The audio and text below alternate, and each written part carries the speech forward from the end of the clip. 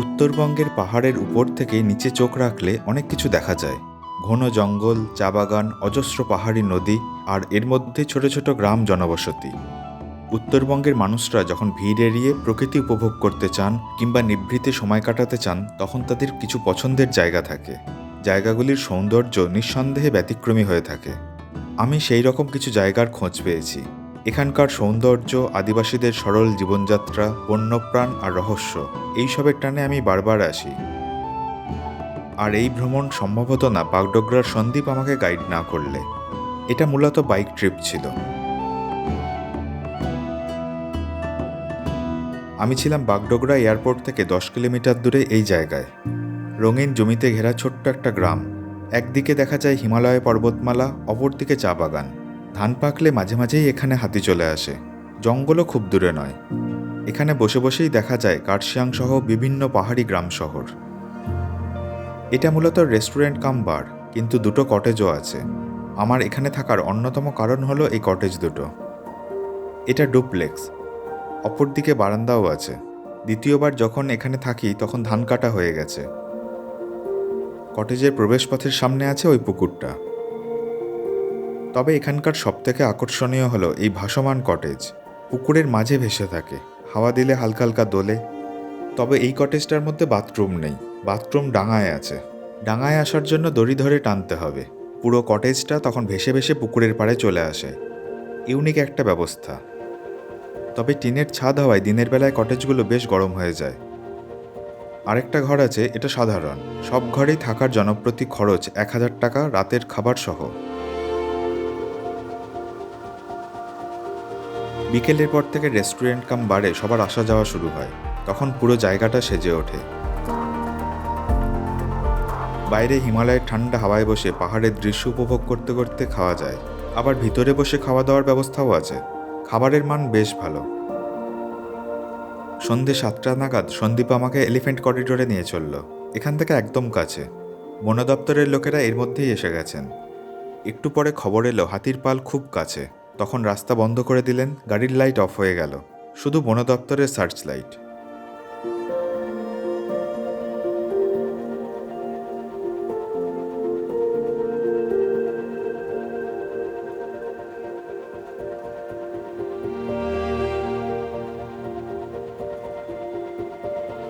ধান আর ভুট্টার সময়ই মূলত হাতির দল এখানে আসে, বছরের পর বছর ধরে একই রাস্তা দিয়ে।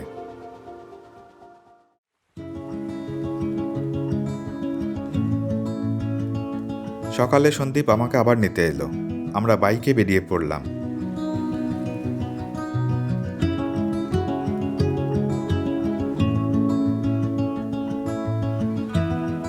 কখনো চা বাগান, কখনো জঙ্গল, কখনো বিভিন্ন চা বসতির মধ্যে দিয়ে যাচ্ছিলাম।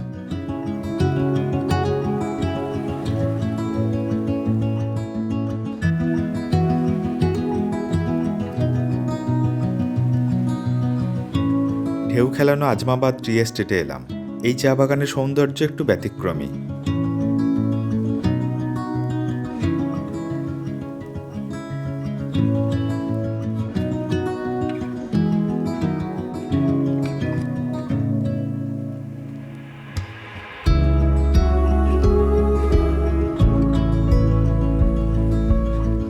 এখানে সন্দীপ দেখালো লেপার্ডের থাবার আঁচড়। লেপার্ড তার নখ ধার করতে আর নিজের রাজত্ব চিহ্নিত করতে এরকম করে থাকে।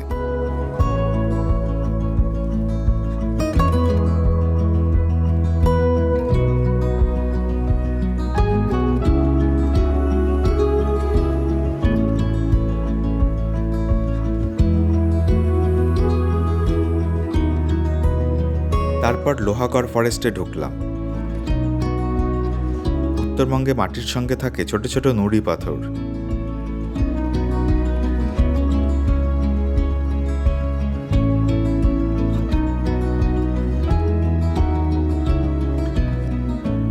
রাস্তায় যেতে যেতে এই বাড়িটা দেখে দাঁড়ালাম। নির্জন জায়গায়, খুব গা ছমছমে পরিবেশ। এই বাড়িটা আমাকে খুব টানছিল, তাই ভিতরে চলেই গেলাম।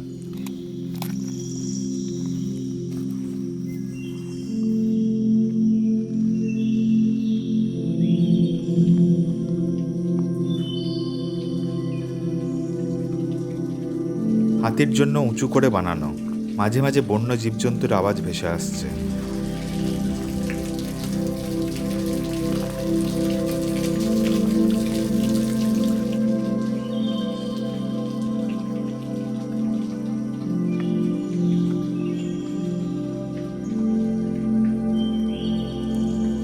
লোহাগড় বিট অফিস ছিল। এখানে অফিস কোয়ার্টার যাই করা হোক না কেন বেশি দিন এখানে কেউ থাকতে পারেনি, কারণ নির্দিষ্ট নয়।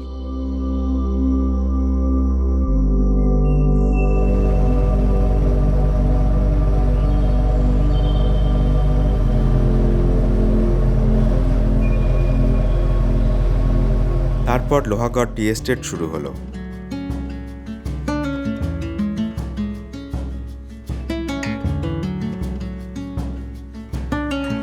সারা উত্তরবঙ্গ জুড়েই হাজার হাজার এমন সুন্দরী ঝোড়া বয়ে গেছে। হয়তো প্রতিটি ঝোড়াকে নিয়েই কবিতা লেখা যায়।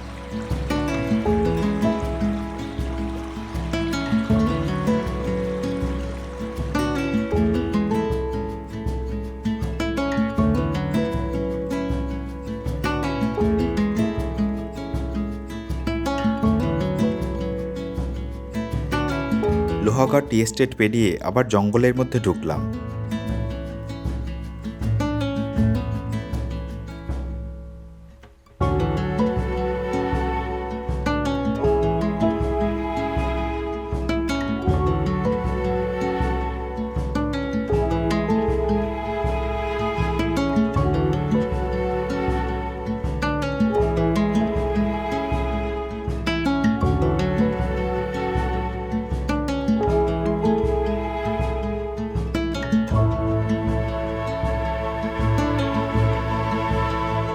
এখানে বন্যপ্রাণীদের অবাধ বিচরণ ক্ষেত্র।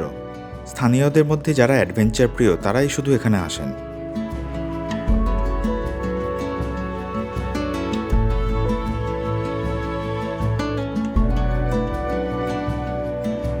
জঙ্গলের মধ্যে আছে চ্যাঙ্গা গ্রাম। জঙ্গলের ভিতরে ছোট গ্রাম বা বসতি বাস্তুতন্ত্রেরই অংশ, তবে ভারসাম্য বজায় আছে কিনা সেটাও প্রশ্ন।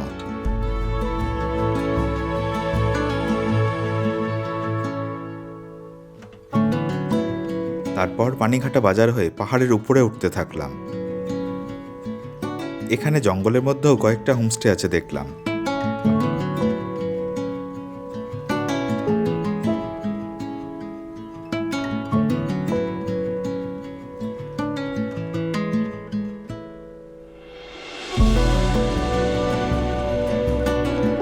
প্রচণ্ড খারাপ রাস্তা দিয়ে ওঠার পর পৌঁছালাম বরাকঠিতে। শুনলাম এটা আগে পানিঘাটা টি এস্টেটের ডিরেক্টরস বাংলো ছিল। বড় বড় প্রচুর ঘর, তবে খুব নোংরা করে দিয়েছে।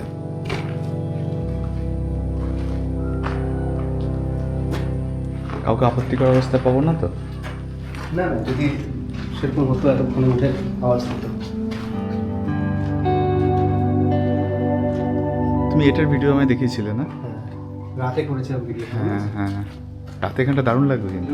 আমি এখানে অনেক 10:30 সাড়ে 10টা অবধি কাটিয়েছি, দারুণ লাগে। তাও আবার কোন দিন জানো? ভূত চতুর্দশী। হ্যাঁ বলেছিলে।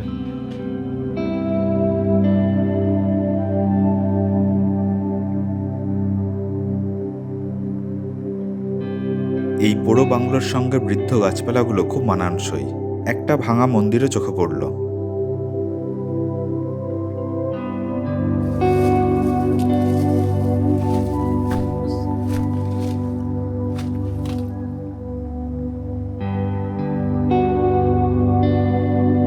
বাংলো চত্বর থেকে দেখা যায় তরাইয়ের বিস্তীর্ণ অঞ্চল, বালাসন নদী।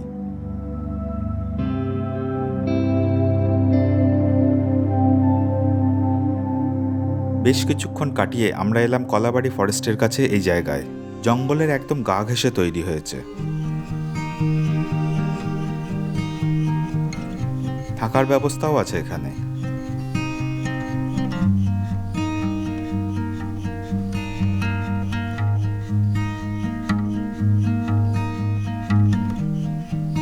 সঙ্গীতজিকে খাবারের কথা বলে আমরা আশেপাশে ঘুরতে বেরোলাম।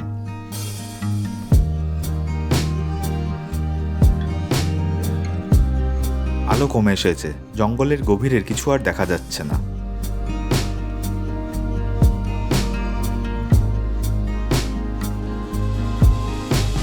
রান্না হয়ে গেলে ফিরে এলাম। খাবার দারুণ লাগলো। এখান থেকে গেলাম লালপুলে। একসময় এই জায়গাটা ভাইরাল হয়েছিল।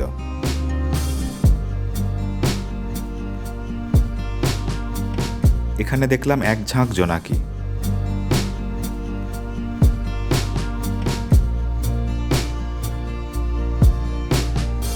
এরপর বন্ধু বান্ধবদের সঙ্গে দেখা করে রাতে মল্লিকে ফিরে এলাম। পরের দিন এখান থেকে সিকিম চলে যাই।